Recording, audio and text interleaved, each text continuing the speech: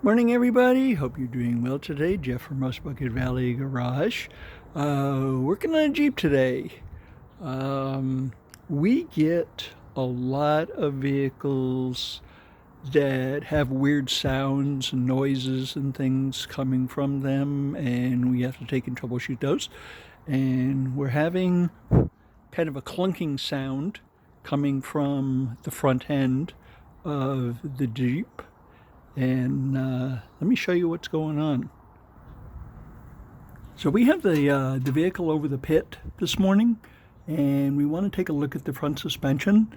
And we kind of thought that we put a new axle in this thing when we did the collision work. So we knew that probably wasn't it. The ball joints that are in the axle are brand new, and they're of good quality. So the next thing that we were going to take and look at is the tie rod and the drag link, and sure enough, here's the tie bar, and then okay, so when you hold this up and then let it go, did you hear that? That's not supposed to take and make that sound. Okay, so what we got is we got a bad ball joint on this one right here, and then we looked at the drag link, and the drag link is supposed to maintain position, and it doesn't really. So we have a bad ball joint in that end there also. So unfortunately on this one, the ball joints are not available separately. So we went to Extreme Terrain, and that's where we got a lot of our parts when we were doing our rebuild after the accident. And so we went ahead and bought those, and they give us the whole assembly. So here we have the materials that we received from Extreme Terrain. We have a new tie rod, and the other suspension component, the drag link that we've had to put together. We got the parts yesterday. All this here, the knuckle and the U-joint, this assembly, you just got to take and screw this together. You have to be careful of the threads, because one's a left hand and one's a right hand, because once you got them in position, you turn this to take and get your adjustment. And then on this one here, you have to take and actually disconnect this and pull this, turn this out or turn this in to take and get your adjustment. So if you want to send this back to the alignment shop, an alignment on a Jeep is like $80. Okay, so you can save $80. It's really weird. We looked at a set of these on Extreme Terrain, and they were like $900. And then we looked for them separately, and they were approximately about $150 each. So you got to take and shop around a little bit for your parts. So when you're going to take and replace these, let me show you how we're going to take and do that. So first thing you do actually starts in the passenger compartment. You have to make sure the steering wheel is straight.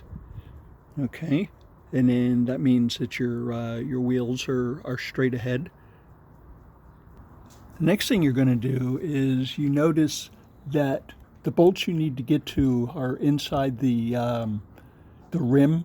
So you need to take and jack this thing up, put a couple of jack stands here and here, and so you can take and get to that. See, both of these are inside the wheel. So you go ahead and pull the front wheels off after you got it on jack stands, and then you'll go ahead and take the nuts off of them. Okay, they should come off really easy. Because that's kind of a swage type fitting. To take and get both of these rods off, you just tap on the side here, and this will go ahead and drop out. Okay, and then you take the bottom one out first because there's a little bit of interference here that you won't be able to get the top one out. So you take the bottom one off first. Okay, make sure you take your damper off. Okay, this you may or may not reuse. We got a new one. We'll have to see if they're different for the mountings. Same thing on this side. You go ahead and tap that, and then this on the steering box. You'll go ahead and you'll take this this nut off, and then you'll tap on here, and this will go ahead and drop out. Okay, don't be under it when it comes out. So